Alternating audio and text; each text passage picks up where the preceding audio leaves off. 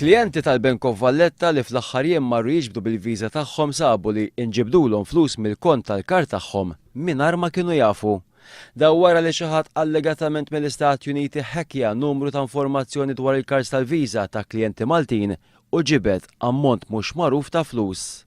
Mal-induna bil-każ il-Bank of Valletta ħa azzjoni minnu fih u sar kuntatt mal-klijenti li spiċċaw vittma ta' dan il-hacking.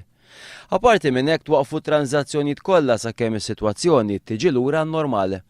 Fil-jiem li ġejjin, il-Bank of Valletta ser jibgħat ittra lill-konsumaturi mill-quta biex dawn jikkonfermaw li tranzazzjoni bil-flus misruqa ma tiġix approvata. Huma se jkunu provduti wkoll b'cards ġodda, apparti li ser jingħataw lura il-flus li ttieħdulhom. Dan ma kienx każ iżolati li fih klijenti Maltin spiċċaw fil-mira tat-tentati ta' hacking minn barra l-pajjiż. 3 xhur ilu il-klijenti tal-Bank of Valletta kienu informati biex ma jagħtux każ email qarrieqa illi kienet tgħid li l-kont tagħhom kien ser jiskadi.